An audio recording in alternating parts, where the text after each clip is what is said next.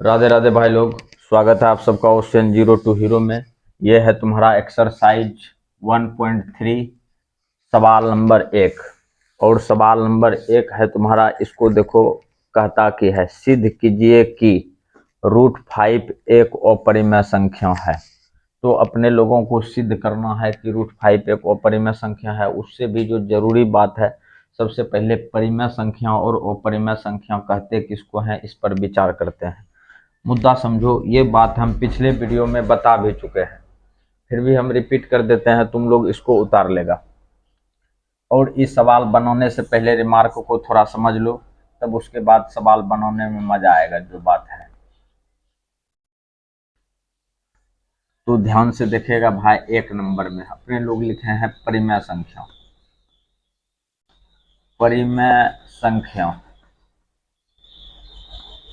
ध्यान से देखो, वह संख्या जो p/q के रूप में हो, वह संख्या जो p/q के रूप में हो और q बराबर 0 नहीं हो, अर्थात हर का मान जो है 0 के बराबर नहीं होगा। एक लाइन में, वह संख्या जो p/q के रूप में हो और q बराबर 0 नहीं हो, उसे अपने लोग कहते हैं परिमेय संख्या।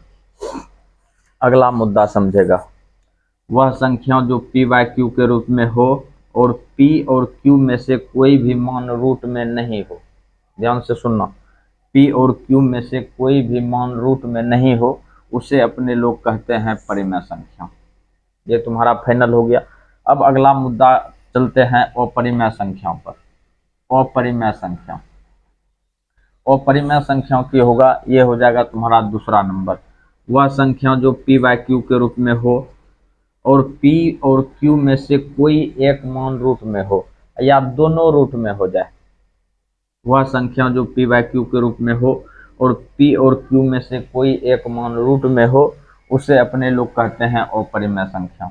और दूसरे शब्दों में अपने लोग कहते हैं, इस धरती पर का जितना भी अभाज्य संख्या है, यदि रूट में है, जैसे हम दे देते हैं 2, √2 अभाज्य संख्या है। अब दे देते हैं √3 अभाज्य संख्या है। अभाज्य संख्या किसको कहते हैं, वह संख्या जो एक को छोड़कर स्वयं से कटता है, उसको कहते हैं अभाज्य संख्या। ये अभाज्य संख्या है, ये भी तुम्हारा अभाज्य संख्या है।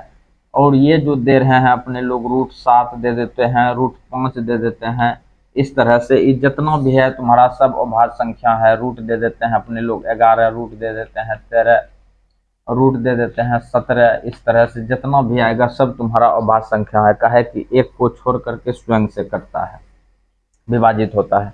तो एक लाइन में अपने लोग लिख सकते हैं, अपरिमेय संख्या को √अंडर अभाज्य लिख सकते हैं। √अंडर अभाज्य एक लाइन में तुम्हारा फाइनल हो गया। तो ये तुम्हारा डायलॉग लिखा दिया। अब थोड़ा सा परिभाषा लिखा देते हैं, तो ध्यान से देखना दोस्त। पहला नंबर,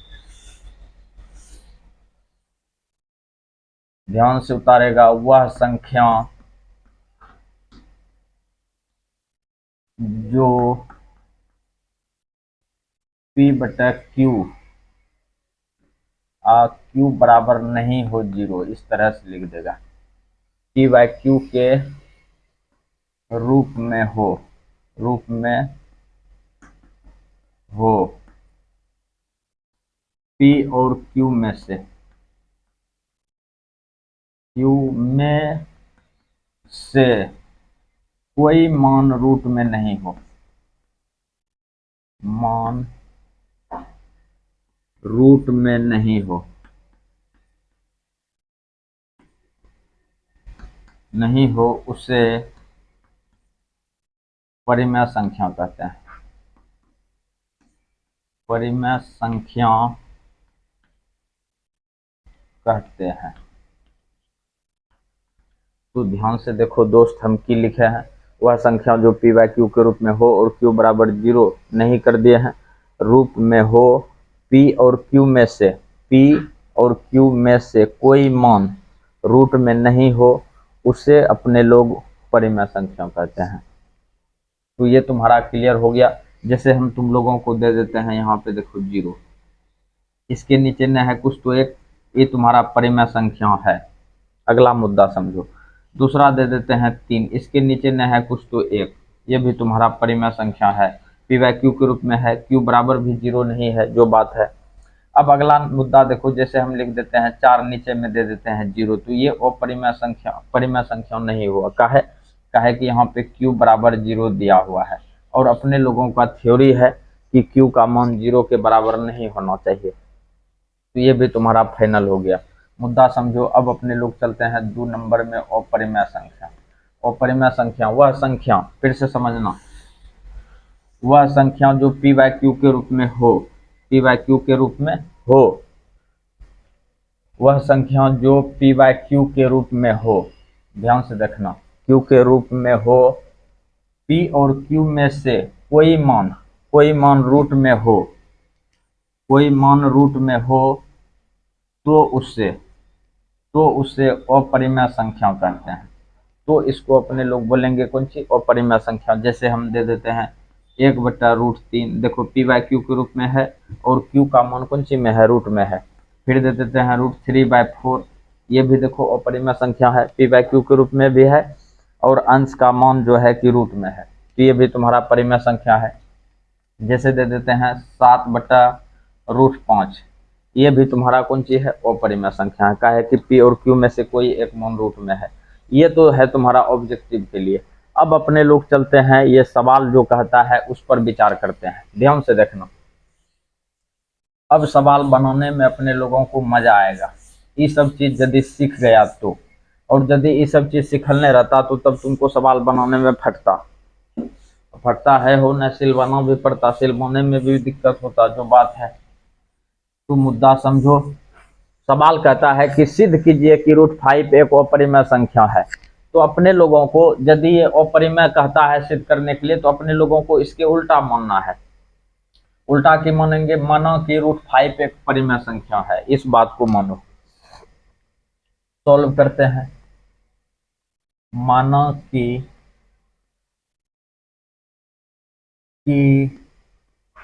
√5 एक परिमेय संख्या है।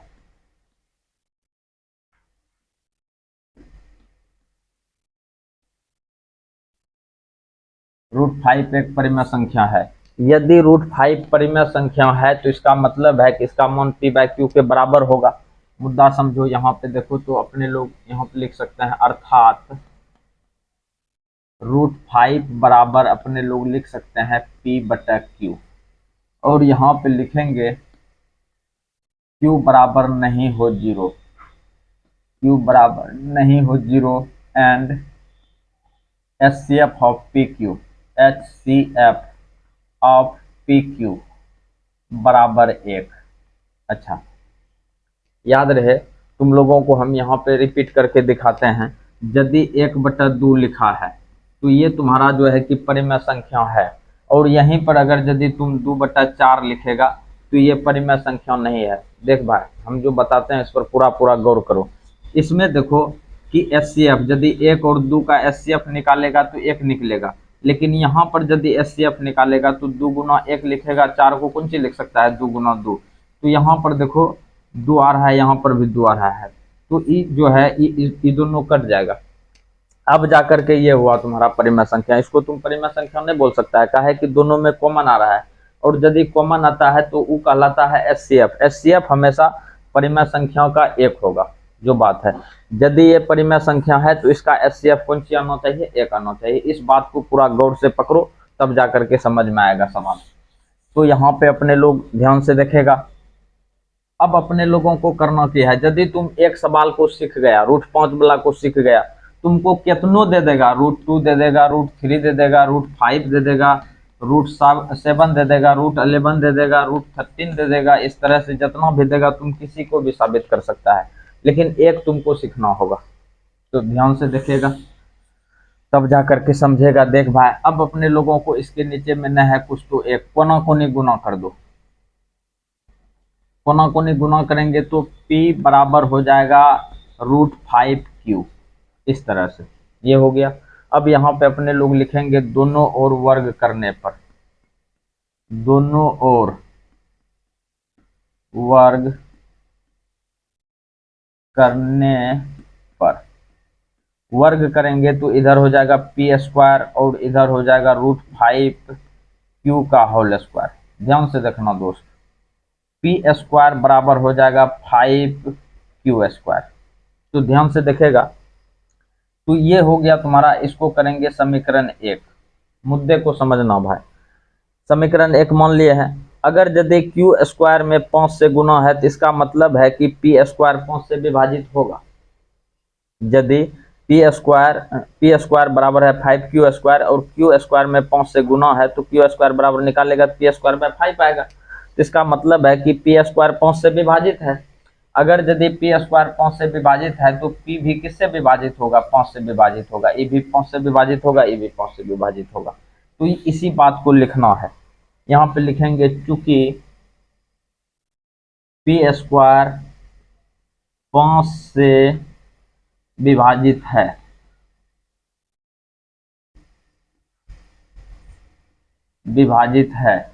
इसलिए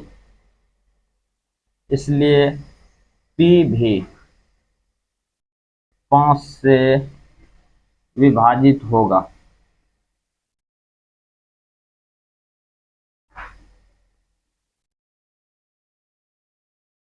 यहाँ तक समझने में कोई तकलीफ नहीं होना चाहिए। अब थोड़ा सा बात को समझेगा भाई। यहाँ पे एक HCF ऑफ PQ बराबर 1, यहाँ पे थोड़ा गलिया के देखना, तब जाके समझेगा जो बात है। बात को समझो। अब अपने लोगों को यहाँ पे मान लेते हैं। मानेंगे कौन सी?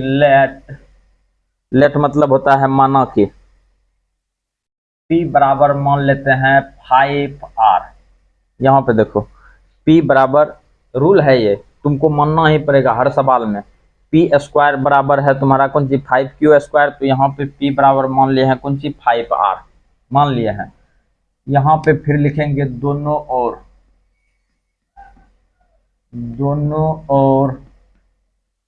वर्ग करने पर,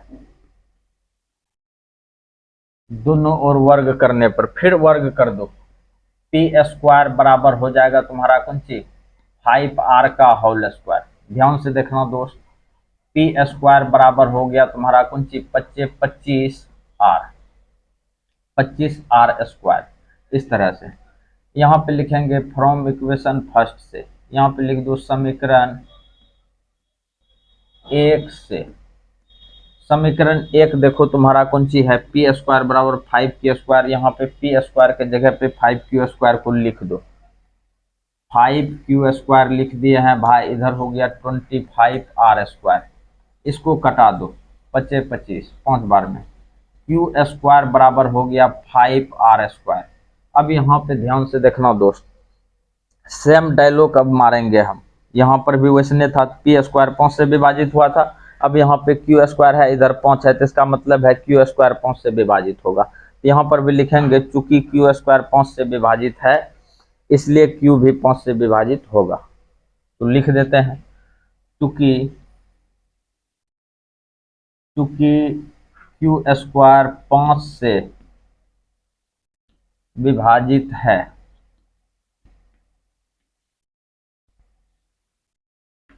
क्योंकि क्यू स्क्वायर 5 से विभाजित है इसलिए क्यू भी 5 से विभाजित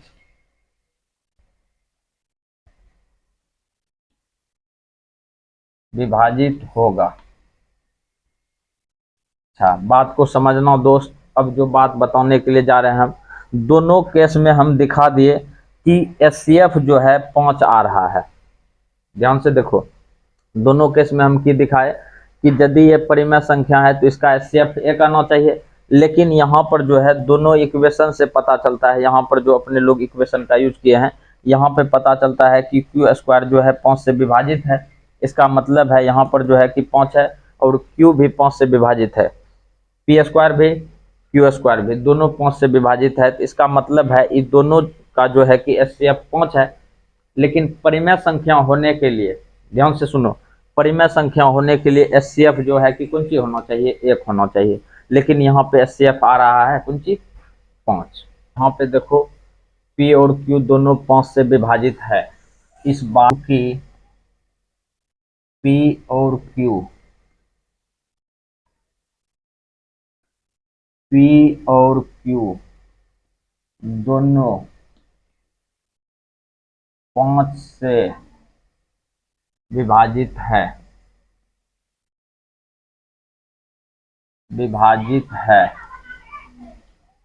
अतः HCF ऑफ PQ बराबर नहीं है 1। अच्छा, यदि ये 5 से विभाजित है दोनों ठो, तो HCF इसका 5 है, तो इसका मतलब है इसका HCF 1 के बराबर नहीं है। तो यहाँ पे लिखेंगे अतः हमारा मानना गलत है कि √5 एक परिमेय संख्या है। परिमेय संख्या है अर्थात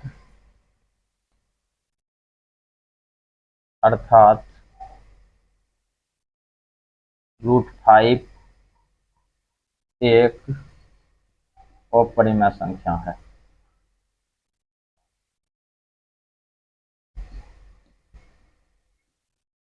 अपरिमेय संख्या है। तो देख भाई, ये तुम्हारा डायलॉग आ गया है।